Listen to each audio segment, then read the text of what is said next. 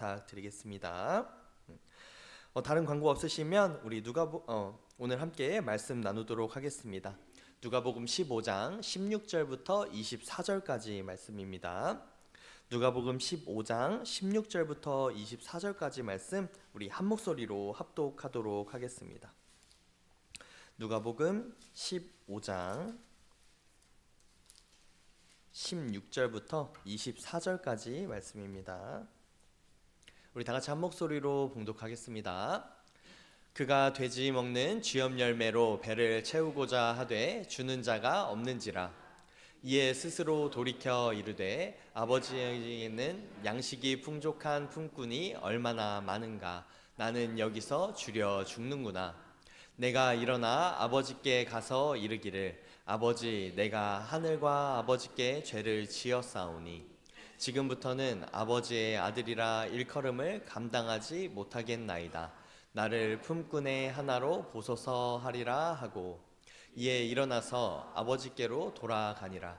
아직도 거리가 먼데 아버지가 그를 보고 측은히 여겨 달려가 목을 안고 입을 맞추니 아들이 이르되 아버지, 내가 하늘과 아버지께 죄를 지었사오니 지금부터는 아버지의 아들이라 일컬음을 감당하지 못하겠나이다 하나 아버지는 종들에게 이르되 제일 좋은 옷을 내어다가 입히고 손에 가락지를 끼우고 발에 신을 신기라. 그리고 살찐 송아지를 끌어다가 잡으라. 우리가 먹고 즐기자. 이 내 아들은 죽었다가 다시 살아났으며 내가 잃었다가 다시 얻었노라 하니 그들이 즐거워하더라. 아멘. 할렐루야. 아멘. 오늘 우리가 함께 나누는 이 본문은요, 제가 참 좋아하는 본문입니다. 우리 교회에서도 벌써 제가 두 번째로 나누고 있는 본문인데요. 사실 이 본문은요, 3부작으로 이루어진 설교입니다. 저희 이제 신학생 이제 1, 2학년 때 그때 이제 나름대로 우리 기도실에 모여가지고 같이 기도를 하는 우리 동기들이 있었는데요. 그 동기들이요, 이제 설교하시는 이제 설교자님들을 보면서 한 가지를 생각한 거예요. 우리가 앞으로 사역을 할 거니까 우리도 어느 때든지 설교의 자리가 딱 주어졌을 때 할 수 있는 이제 게임 캐릭터로 하면 필살기라고 하잖아요. 무조건 나 혼자만의 가지고 있는 하나의 기능이 있어야 되는데 우리도 그런 필살기 같은 설교를 하나씩 연마하자 해서 그때 이제 기도실에 이제 모여가지고 둘러 앉아가지고 한 명씩 발표를 하면서 설교를 저희가 연단을 했는데요. 저는 그때부터 이 본문을 그때 이제 연구하면서 이 본문을 이제 제가 가장 이제 사랑하는 본문으로 점찍어뒀습니다. 그래서 이거는 맨 처음에 둘째 아들에 대한 이야기 그리고 각 등장인물에 맞춰서 3부작으로 이루어진 설교인데요. 사실 이 설교를 제가 가장 이 본문을 사랑하는 이유는 이 본문 속에요, 우리의 신앙의 본질이 들어있기 때문입니다. 이 한 가지로요, 우리가 어떻게 신앙하는데 어떤 자세로 임해야 되는지 그리고 우리가 앞으로 어떻게 나아가야 되는지가 다 들어있다는 생각이 듭니다. 잃어버린 둘째 아들 본문을 만나고요. 저는 이 본문에 대해서 이제 마음속 깊이 느낀 게 있었어요. 제가 이제 또 삼형제 중에 둘째거든요. 그래서 제가 잃어버린 둘째 아들 비유가 마음에 와닿는지는 몰라도 이 둘째 아들의 이 본문을 잘 묵상하면서요, 저는 여러 번 묵상했으니까 참 이 본문에 대해서 잘 안다고 생각을 했습니다. 근데 제가 이제 두 편의 설교를 딱 정해놓고 첫째 아들과 둘째 아들에 대해서 이 본문을 설명을 했었는데요. 그러다가 이제 이 정도면 이 본문에 통달했겠거니 하면서 더 이상의 해석은 없을 줄 알았는데 정말로 하나님의 말씀은 곱씹을수록 더 단맛이 나더라고요. 제가 한 책을 만났습니다. 팀 켈러 목사님의 책인데요. 그 책의 제목이 탕부 하나님입니다. 오늘 제가 이제 설교 제목을 하니까 방탕하신 하나님 이렇게 적어 놓으니까 어제 어떤 성도님께서 아니 하나님한테 어떻게 방탕하신 하나님이라고 하냐, 이거 오타 아니냐고 이렇게 물어보시더라고요. 근데 이제 제가 이제 뭐 제 스스로 이렇게 이야기를 한다고 하면 약간 걱정이 됐었겠지만 먼저 팀 켈러라는 유명하신 목사님이 책으로 내셨어요. 탕부 하나님. 여기서 탕자는 뭐냐면 방탕할 탕입니다. 그 부는 뭐예요? 아비부자. 그래서 우리가 탕자는 많이 들어봤는데 탕부는 거의 처음 들어보시잖아요. 이 팀켈러 목사님이 어떤 분이시냐면요, 리디머 장로교회 설립자시고 침례교회의 유명한 목사님이신 존 파이퍼 목사님과 함께 현대에서 가장 영향력 있는 목회자로 평가받는 두 분 중에 한 분입니다. 이분의 영향력이 사실 작년에 이제 하늘나라로 돌아가셨는데요.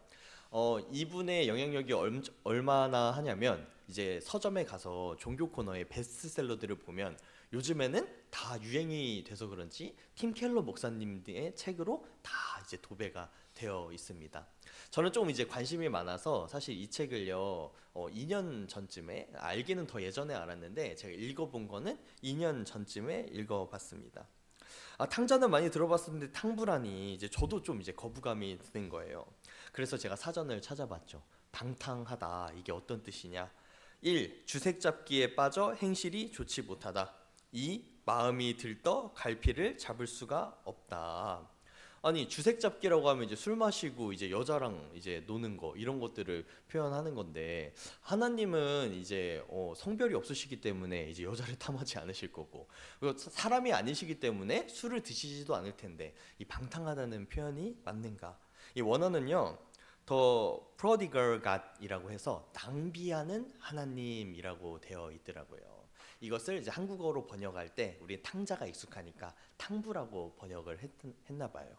낭비하다. 하나님이 낭비하신 것이 무엇일까? 사실 이 낭비하다라는 단어도요, 하나님께 어울리는 단어는 아닙니다. 근데요, 이 단어가요, 오늘 나누는 이제 잃어버린 둘째 아들 이야기 속에서요, 잘 녹아들어 있는 하나님의 본질에 대한, 하나님을 잘 표현한 단어라는 것을 이 책을 읽고 깨닫게 되었습니다. 여러분, 제가 이제 가장 이제 떨려하는 예배가 언젠지 아십니까? 제가 이제 많은 자리에서 설교를 할 거 아니에요. 근데 제가 설교를 할 때 가장 긴장되는 설교의 자리가 언제일 것 같으세요? 제가 처음 가는 곳에서 하는 설교일까요? 제가 학교에서는요, 그 학교 채플에서 한때는 이제 한 450명 정도 되는 앞에서도 설교를 하는데요. 사실은 이제 그 설교를 할 때 제가 많이 이제 긴장하거나 이제 걱정하는 편은 아닌데, 제가 유독 걱정하고 긴장하는 설교 자리가 하나 있습니다. 이제 곧 이제 그 자리가 있을 예정인데, 추석이나 설날 명절에 하는 가족들 앞에서 하는 설교가 그렇게 걱정이 되고 긴장이 돼요. 왜 긴장이 되냐면, 우리 가족들은요, 저를 사역자나 목회자로 바라보는 게 아니라 뭘로 보겠어요? 그냥 둘째 아들로 보는 거예요, 집에서는. 집에서도 실제로 이제 제가 집에서는 편한 차림으로 있을 거 아닙니까? 어릴 때부터 있었던 편한 차림으로 있다가 이제 추석 명절 아침이 되면, 이제 설날 명절 아침이 되면 10시에 예배를 드리는데, 이제 그때 제가 아침에 갑자기 9시에 부랴부랴 일어나가지고 주섬주섬 옷을 챙겨 입고 거기에 이제 설교 자리에 딱 앉는다고 생각을 해보세요. 방금 전까지 널브러져 있던 둘째가 어떻게 이게 사역자로 보이고 말씀을 전하는 사람으로 보이겠습니까? 저도 저 스스로를 너무 잘 알기 때문에 저를 너무나 잘 아는 가족들 앞에 가면 이 말씀을 전할 때 목소리가 지금보다도 더 떨리고 약간 자신감이 없이 전달을 하게 되는 거예요. 그럼에도 불구하고 이제 계속해서 말씀을 전하잖아요.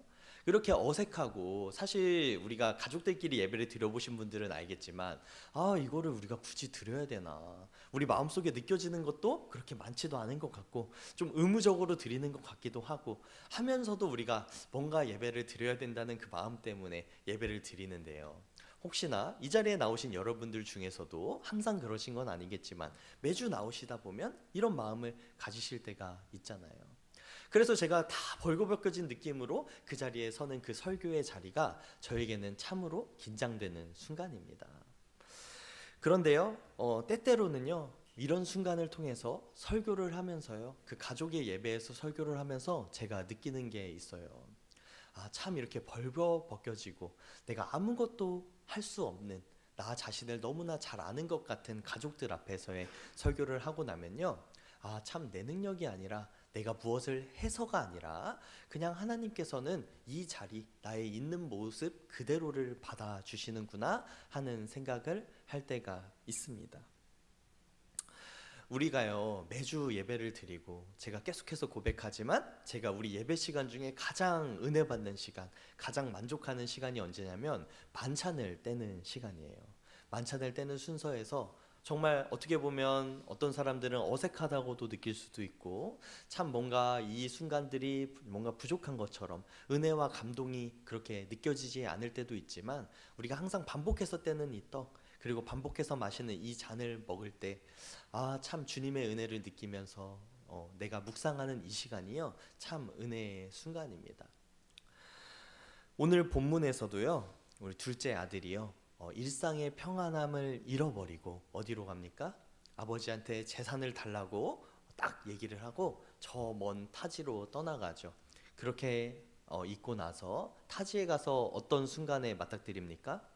그 타지에 흉년이 드니까 가지고 있던 재산들을 다 쓰게 되고 스스로 돈을 벌 줄을 몰랐던 둘째 아들은요 결국에는 16절의 상황에 이다르게 됩니다. 우리 16절 한번 읽어볼까요? 16절 다 같이 한번 읽어보겠습니다.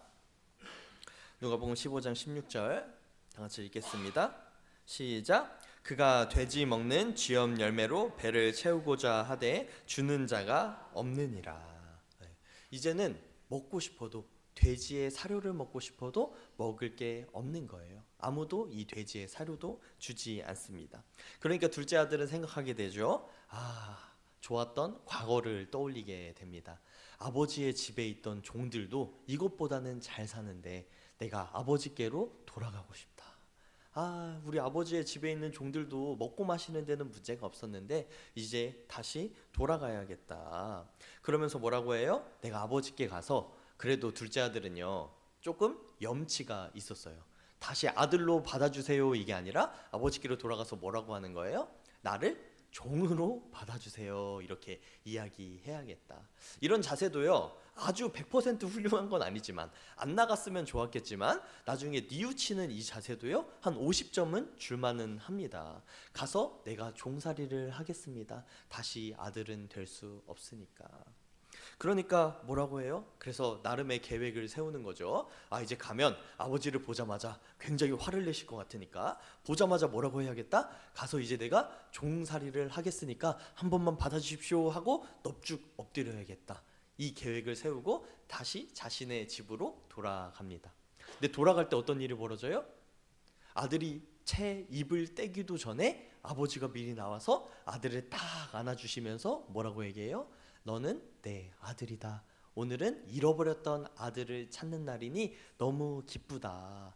근데 이때요 둘째 아들이요 그냥 엉엉 울면서 아버지 감사합니다 하고 이렇게 받아들여도 되는 상황인데 그래도 뭐예요? 나름의 염치가 있는지 자존심이 있는 건지 아니면 아버지의 마음을 잘 모르는 건지 꾸역꾸역 준비했던 그 단어를 꺼내는 거죠.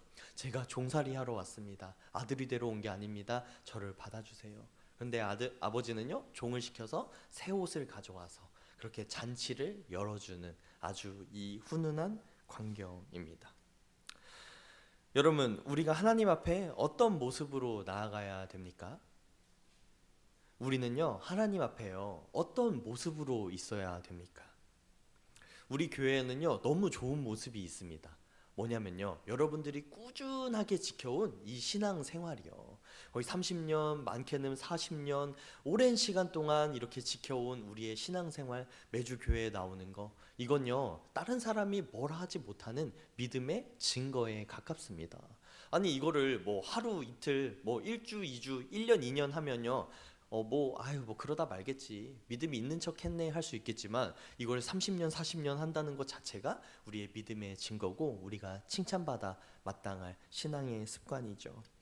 근데요 우리가 매주 이렇게 이 자리에 참석한다고 스스로 우리 마음 가운데 하나님께 나아가는 거룩함이 생깁니까?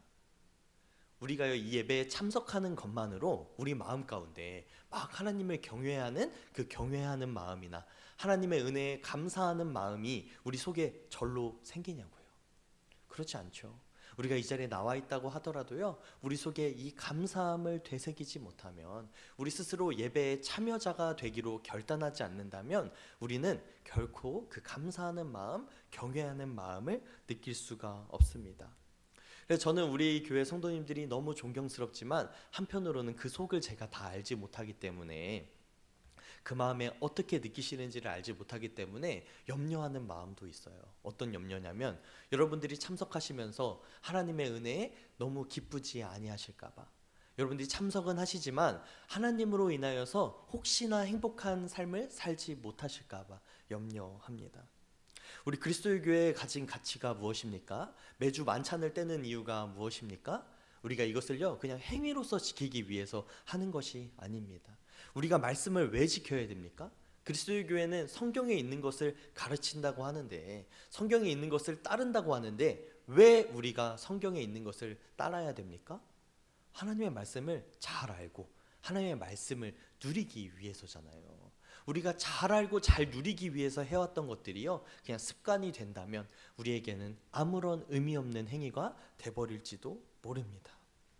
둘째 아들에게는요 이 감사함이 필요했던 거예요. 둘째 아들은요 그 안에 거하고 있을 때, 아버지의 집에 거하고 있을 때는요 잘 누리고 있으면서도 이 감사함을 알지 못했습니다. 이것이 얼마나 큰 행복인지 알지 못했습니다. 그래서 어떻게 느꼈어요? 밖으로 떠나고 나서야 아쉽게도 그것을 느꼈죠. 가장 좋은 것은 무엇입니까? 우리가 이 안에 있을 때 느끼는 것, 이 안에서 감사하면서 이 행복을 누리는 것이 가장 좋은 것인데요. 제가 보기에는 그래도 두 번째로 좋은 것은 둘째 아들처럼 잠깐 떠나서 하나님을 떠나더라도 잠깐 그 은혜를 누리는 것, 그 은혜를 깨닫는 것, 그래서 다시 돌아올 기회를 얻는 것이 그 다음에 좋은 일이라고 생각합니다. 첫째 아들은 어땠어요? 계속해서 그 안에 있으면서도 그 마음에 불안함을 가지고 계속해서 살아갔죠. 이 말씀을 전하시는 예수님 앞에는요 두 부류의 사람들이 있었습니다. 한 부류는요 그 당시에 바리새인과 율법학자들, 하나님의 말씀에 가장 잘 지킨다고 하지만 예수님께서 가장 비판하셨던, 너희들은 외식하는 자들이다, 겉으로만 지키는 자들이다 하셨던 바리새인과 율법학자들. 그리고 다른 한쪽에는 또 누가 있었는지 아세요? 가장 세상에서 멸시받고 천대받던 창녀와 세리들이 있었습니다. 그래서 예수님께서는요 이 모든 대상을 향해서 이 말씀을 전하신 거예요. 그래서 두 아들이 나오잖아요. 첫째 아들하고 둘째 아들. 세리와 창녀들을 보면서 예수님께서 너무 잘했다 이렇게 말씀하신 것이 아니에요. 세리와 창녀들에 대한 말씀이 둘째 아들에 대한 것이죠. 그럼 첫째 아들은 누구겠어요? 첫째 아들이요. 첫째 아들은 나중에 무엇 합니까? 둘째 아들을 반겨주는 아버지를 보면서 화를 내죠. 내가 이렇게 아버지 앞에 잘 있었는데, 난 아버지 앞에 열심히 봉사했는데 나를 위하여서는 아무것도 주지 않으시고 왜 저렇게 떠나간 둘째를 향해서 저렇게 칭찬하시고 환영해 주십니까? 이 비유를 들은 그 두 청중, 예수님 앞에 있던 바리새인과 율법학자들과 창녀와 세리, 이 둘의 반응은 어땠을까요? 이 비유를 듣고 참 은혜되는 말씀이다, 참 기쁘다 이렇게 생각했을까요? 아니면 죄를 뉘우치고 하나님 앞에 나왔을까요? 아니요. 첫째 아들처럼요 바리새인과 율법학자들은요 굉장히 분노했습니다. 하나님 앞에 이렇게 열심히 지키고 있으면서 저 창녀와 세리가 나랑 같다고? 난 이렇게 하나님 앞에 열심히 헌신하는데, 내가 이렇게 열심히 율법을 배우고 그것을 지켜 살아가는데 저들과 내가 같다고? 그렇다고 해서 창녀와 세리들이 마음에 기뻤을까요? 아니죠. 그들이 계속해서 누리고 있던 향락, 그리고 그 자유들에서 다시 한번 돌이켜야 되고 기존의 생활을 변화하는 것에 대한 두려움이 그들에게도 있었습니다. 이 두 15장에 이 잃어버린 둘째 아들 비유 앞에는요 두 가지의 비유가 따라옵니다. 첫 번째는요 잃은 양을 찾은 목자의 비유. 이것은 양이 99마리, 원래 100마리가 있었는데 99마리가 그 울타리 안에 들어왔는데 한 마리가 없어지면 목자가 어떻게 하겠느냐, 가서 다 찾아 돌아다니지 않겠느냐. 두 번째는 뭐가 나오냐면 잃은 드라크마를 찾는 여인의 비유. 아마 이건 결혼 지참금이었겠죠. 10개의 드라크마가 있는데 9개는 있었는데 하나를 잃어버리면 그 온 방을 막 이렇게 뒤져서 찾지 않겠느냐. 제가 이 세 가지 잃은 아들의 비유까지 보면서요 저에게는 한 가지 의문이 있었습니다. 아니 이 앞에 두 개는요 찾는 사람이 있잖아요. 첫 번째는 찾아 나서는 목자가 있어요. 두 번째는 드라크마를 찾는 여인이 있어요. 근데 세 번째는요 이게 똑같은 잃어버린 비유인데 연달아서 적혀 있는데요. 찾아 나서는 사람이 없는 거예요. 제가 처음에는 뭐라고 생각을 했냐면 사람이니까 스스로 깨닫고 돌아오라고 하신 건가 보다, 이렇게 생각을 했습니다. 근데요, 제가 말씀을 계속해서 묵상하다 보니까 제가 한 가지 더 생각하게 됐는데, 하나님께서는요 이 비유 안에서도 찾는 사람을 두신 것은 아닐까 하는 생각을 했습니다. 아버지의 역할은 뭐예요? 아버지는 그냥 기다리시는 역할이잖아요. 찾아 나설 수가 없잖아요. 거기를 다스려야 되니까. 그럼 여기서 떠날 수 있었던 사람은 누가 있을까? 사실은요, 아마 하나님께서는 이 첫째 아들이 다른 잃어버린 둘째 아들을 찾아 떠나기를 원하셨던 것은 아닐까 하는 생각을 했습니다. 근데 여러분, 첫째 아들은 어떻게 했습니까? 찾아 나섰나요? 둘째 아들을? 아니죠. 그냥 가만히 있어서 자기 일만 하면서 둘째를 비난하기만 했죠. 그래서 이 비유의 마지막은요, 결론이 없어 보입니다. 이 비유가 어떻게 끝나는지 아세요? 잃어버린 둘째 아들의 비유는요, 그냥 아버지가 첫째 아들을 가르치는 장면에서 끝납니다. 보통 이야기는 어떻게 끝나요? 그 이후로 행복하게 살았답니다, 뭐 이런 식으로 끝나야 되는데, 첫째 아들이 아버지의 말씀을 듣고 뉘우쳐 깨달았더라, 뭐 약간 이런 식으로 끝나야 되는데, 그렇지 아니하고 이 내 동생은 죽었다가 살아났으며 내가 잃었다가 얻었기로 우리가 즐거워하고 기뻐하는 것이 마땅하다 하니라 하고 끝나요. 제가 여기서 상상력을 조금 더 발휘해서, 이 이야기에는 한 명의 등장인물이 더 있다. 전 등장인물이 3명이라고 생각했는데요, 우리 입장에서 보면 한 분이 더 계시더라고요. 그게 누군지 아세요? 이 비유를 선포하시는 예수님이 그 앞에 계셨던 것이죠.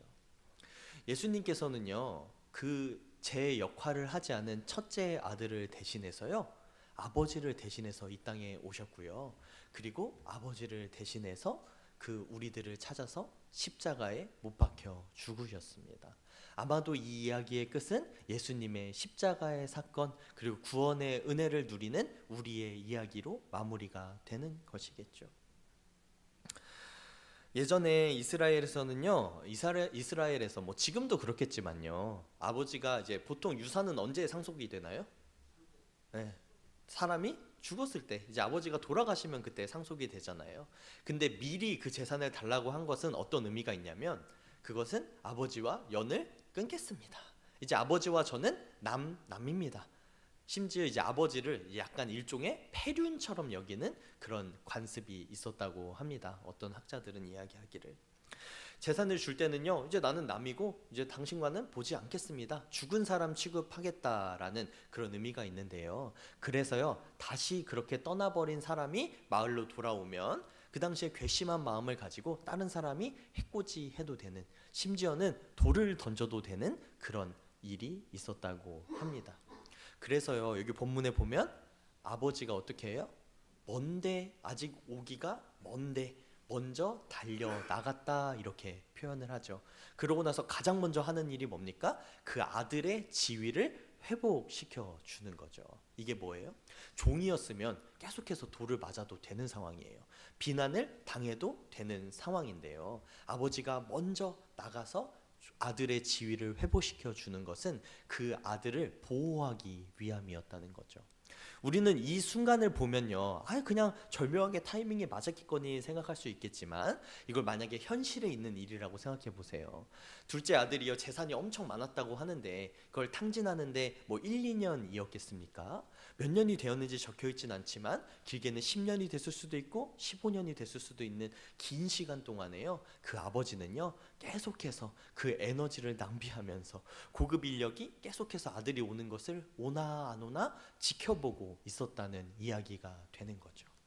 틴켈러 목사님은 이에 대해서요, 하나님께서 우리를 위해서는요, 그 에너지를 아끼지 아니하신다. 우리를 사랑하는 일에 대해서는요, 이 말씀에 적혀있는 아버지처럼 우리를 아끼시는 것, 우리에게 사랑을 베푸시는 것에서는요, 아무것도 따지지도 않으시고 모든 것을 탕진하신다 해서 탕부 하나님이라는 제목을 지었습니다. 이 아버지가요, 지금도 우리를 그렇게 생각하고 계시고 우리가 아버지의 사랑을 누리기를 그렇게 간절히 소망하고 계시는데, 우리 둘째들은 뭐 하는 거예요? 우리들은 뭐 하는 거예요? 첫째와 둘째인 우리들은 계속해서 우리의 마음을 낭비하면서 누려도 되는 것을 누리지 못하면서 허다한 세월을 보내고 있는 것입니다. 우리 속에요, 저는 이것들을 누리기를 간절히 소망합니다. 우리가 신앙생활하면서요, 가장 안타까운 사람들이 누구냐면 신앙생활을 하면서도 기뻐하지 못하는 사람들, 신앙생활을 하면서도 그 어려움 가운데 계속해서 벗어나지 못하시는 분들이 제일 안타까운 거예요. 하나님께서는요, 아무것도 아끼지 않으시고 자신과 본분된 예수 그리스도를 이 땅에 보내주셨습니다. 그리고 우리에게 이제 다시 한번 아들의 지위를 회복해 주시고 이제 누려라 라고 말씀해 주시는 것이지요. 하나님께서는요, 사실은 이런 비난 받으실 필요 없었습니다. 과거에도 몇 번 보여주셨던 것처럼 그냥 멸망시키고 새로 창조하시면 돼요. 하나님이요, 지금처럼 우리 다른 믿지 않는 다른 사람들이 뭐라고 해요? 하나님이 능력이 없다고. 전능하신 하나님이 무슨 아들을 보내서 십자가에 달리셔야 돼, 이런 허무맹랑한 말도 안 되는 소리들 들을 필요 없습니다. 이런 것들을 요즘 말로 억가라고 하거든요. 억지로 그냥 짜내가지고 이제 욕을 한다, 비난을 한다, 그렇게 이야기를 하는데, 하나님께서 이런 비난 받으실 이유 아무것도 없었어요. 근데 왜 굳이 이렇게 어려운 방법들, 우리 은혜 받은 우리도 이해하기 힘든 이 방법을 왜 주셨냐면 바로 우리를 버리실 수가 없었기 때문에. 여러분, 제가 사실 이해되지 않는 일이 하나 있어요. 아니, 신이라고 하면서 십자가 지는 게 그렇게 어려웠을까? 하나님께서는 그 예수님을 보내셔서 십자가 고통을 지셨다고 하는데 과연 고통이었을까? 근데 제가 말씀을 계속해서 묵상하다 보니까요, 왜 그랬는지는 모르겠지만 한 가지 확실한 건 있습니다. 예수님이 지신 그 십자가 사건은요, 예수님에게도 절대 쉬운 일이 아니었다는 거죠. 예수님께도요, 그게 고난이 아니었다면 예수님이 지신 십자가가 아무런 의미가 없기 때문에 예수님께도 그 순간은요, 너무나 힘들었고 죽을 것만 같은 그 고난의 순간 속에서도 그 일을 잘 완수하셨다는 것. 우리의 정말로 큰 형 되신 우리 첫째 맏아들이신 예수 그리스도께서 우리를 대신해서 우리의 지위를 회복해 주셨다는 것, 친히 우리를 찾아서 그 먼 곳에서 알지 못하는 우리를 다시 아버지께로 인도하셨다는 그 사실입니다. 우리에게는요, 아들로 다시 회복시켜 주시는 그 은혜가 여전히 있습니다. 근데 그것을 느끼지 못하는 첫째와 둘째만 있을 뿐이지요. 우리를 향한 사랑에 있어서는 그 어떤 어려움도 감수하시는 방탕하신 하나님, 아주 비효율적이지만 우리를 사랑하기 때문에 그 모든 것을 감수하시고, 다른 것에서는 공의와 아주 전지전능하시기 때문에 다 따지시지만 우리 앞에서는 모든 것을 내어주시는 하나님의 은혜를 누리는 여러분들 되시기를 주님의 이름으로 축원합니다. 이 시간 우리 잠깐 기도하길 소망하는데요, 우리 이 시간 기도할 때는 우리 자신을 돌아보면서 내가 정말로 그 은혜를 누리고 있었는지를 먼저 묵상해 보길 소망합니다. 그리고 그러지 못했다고 하면 이 시간 내가 나 자신을 바라봄으로 느끼지 못했던 그것들을 반성하며 회개하며 나가길 소망합니다. 그리고 주님, 성령님, 우리를 가르쳐 주셔서 우리가 온전한 주님의 은혜 안에 거하게 하여 주시옵소서. 주님의 그 사랑을 누리는 성도가 되게 하여 주시옵소서. 사랑하는 주님의 자녀가 되게 하여 주시옵소서. 이렇게 주님 앞에 기도하며 나가겠습니다. 함께 기도하겠습니다. 아버지, 오늘도 주님의 말씀 허락하신 주님의 은혜에 감사합니다. 아버지, 우리가 주님의 은혜 안에 거하면서도 그 사랑을 누리지 못하고 있음을 주님 고백합니다. 이 모든 것들이 나로 인하여서, 주님, 이 모든 것들이 주님 낙엽으로 인하여서, 내가 깨닫지 못함으로 인하여서 오는 주님 그 사랑임을 기억하오니 아버지, 주님 이 시간 주님께로 마음을 돌이키며 내 마음을 내려놓습니다. 이 시간